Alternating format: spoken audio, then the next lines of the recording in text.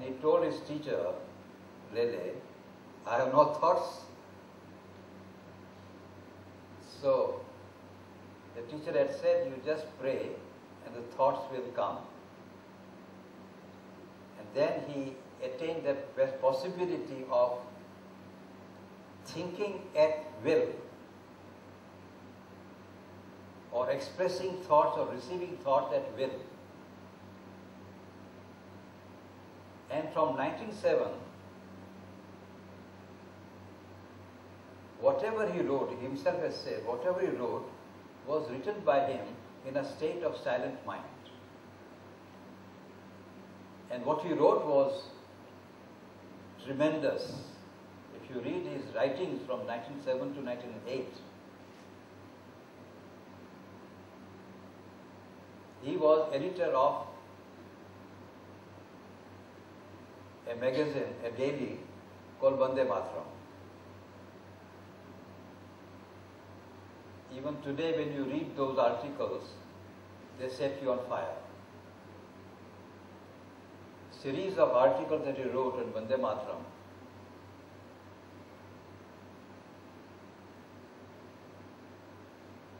It is through the pages of Vande Mataram that a kind of revolution came into existence in India, and there was a tremendous tide towards the goal of India's independence.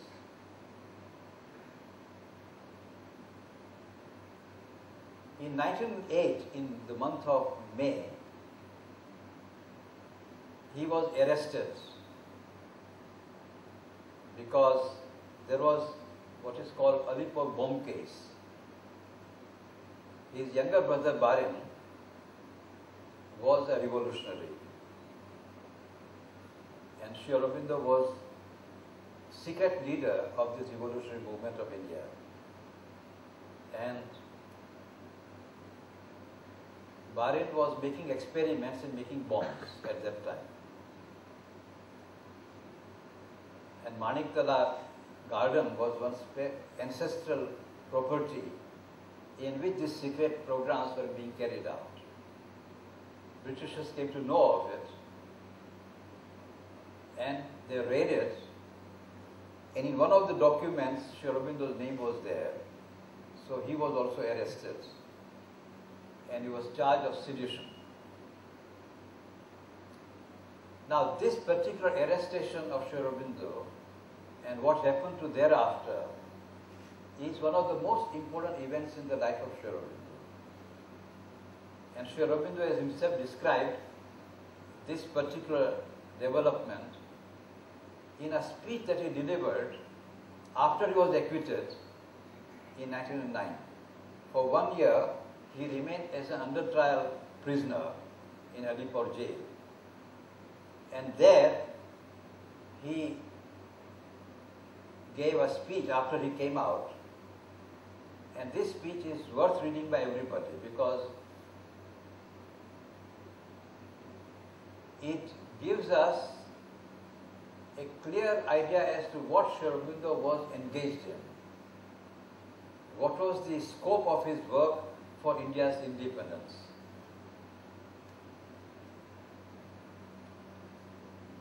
A few things that he said I would like to repeat to you. He says, when I was arrested, I asked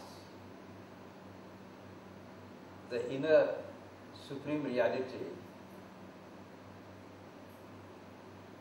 why have you allowed this arrest? I thought I had a work to do, you wanted me to do a work, and now I'll be in jail without any work.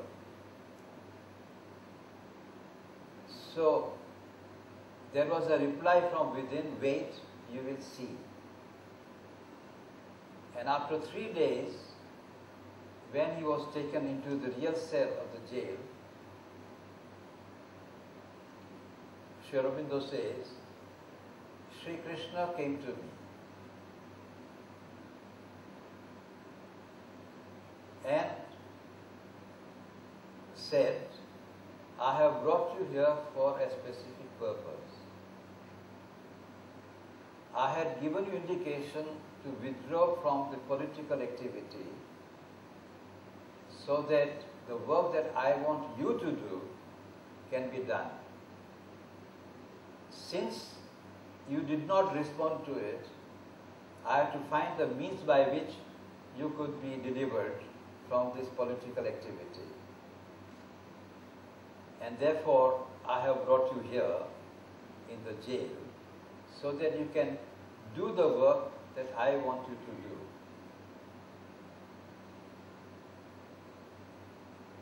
And there, Sri Aurobindo says, a friend came to the jail and gave him the Bhagavad Gita.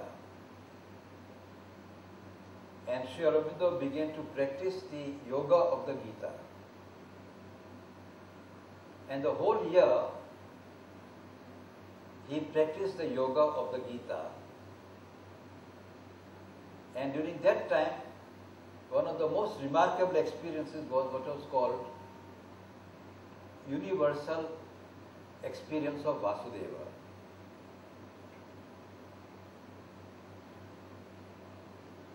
Vasudeva Sarvamyati. And as it were, a concrete proof of it was, he says, when I was in the court as an under trial prisoner, because all the accused were taken to the court every day, and while the prosecution was expounding its prosecution, the prisoners were supposed to listen, but he was entirely absorbed in the yogic meditation during that period. And he said, when I looked at the prosecution lawyer, I found it was Sri Krishna who was prosecuting me. When I looked at the judge, I saw Sri Krishna smiling at me. When I went back to my prison cell, I found Sri Krishna standing at the gates. When I looked at the tree which was behind the cell's prison, I found Sri Krishna standing at the tree. Sri Krishna walked with me, talked to me. This is one of the most revealing experiences of Sri Aurobindo. In fact, this experience reveals to us the living reality of Sri Krishna. Sri Krishna, who is so much worshipped in India, worshipped as the avatar of the Supreme Lord, for a modern yogi of Sri Aurobindo, educated in England, and himself confirming this experience, is for a history of Indian spirituality a momentous evidence that Sri Krishna is a reality. One can meet him, can talk to him, one can get guidance from him, one can be led by him. It was there that Sri Krishna, Sri Aurobindo says in Uttarpara's speech, told him, I want India to rise, not because India should rise, but because the world should rise. It is India which can lead the world. If world has to move forward, India has to be freed. And India will be free. That's the promise that Sri Krishna gave to him. India will be free. But India will be free so that the teaching of India is lived, not merely contemplated upon, but India's truth should be lived. And this living message of India should be spread in the world. Then Sri Aurobindo speaks of Sanatana Dharma and Sri Krishna's revelation of the Sanatana Dharma. What is the truth of Sanatana Dharma?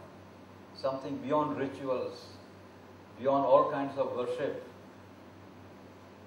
the truth of reality, which can be lived, which can be experienced, which can be realized. Well, this is the experience that Sri Aurobindo had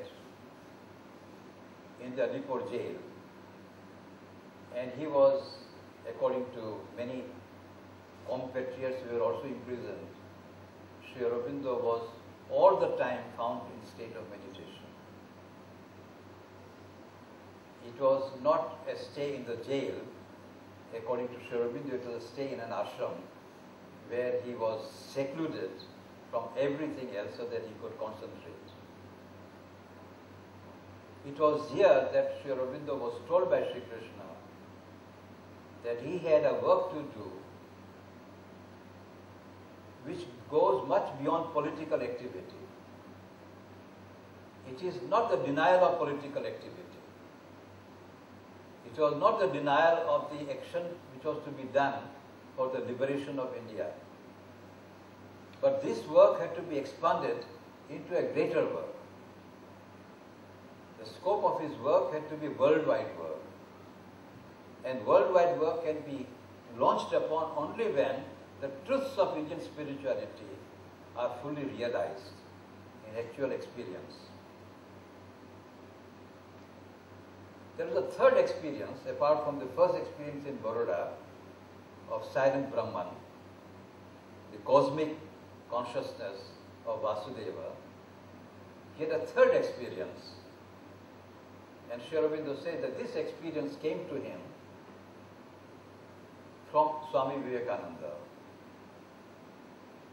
Now we must remember that Swami Vivekananda was not alive at that time. He had passed away 5 years before. And this is an experience that Sri Aurobindo says he got from the voice of Vivekananda. And he says for 15 days, Swami Vivekananda spoke to him of the planes which are lying between mind and supermind. The passage from the mind to the supermind. And he says that when this exposition was over, the voice also ceased. Now this experience of going beyond mind to the supermind, Sri Aurobindo later on found, was the fundamental theme of the Veda. That is to say, the Vedic knowledge is so vast and so perfected that the glimpses of that knowledge which he got in the Alipur jail through Vivekananda's exposition and on the lines on which he was practicing yoga when he came to Pondicherry, it was with this background that he was practicing, and it is during that practice he began to have the experiences of Saraswati and Ila. And it is in that context when he started reading the Veda, he got the clue to the real meaning of the Veda. That is to say, Sri Aurobindo's revelation of the Vedic knowledge is not by reading commentaries and by books, which of course he had read and he was reading also, he had read afterwards so much. But his own understanding of the Veda was by direct experience. In fact, it can even be said he did not discover his experience through Veda. His experiences led him to confirm the Veda. That the Vedic knowledge is a true knowledge. This truth of the knowledge contained in the Veda came to him by his own experiences and by the enrichment of these experiences. And then he began to find that which is regarded by the Western scholars to be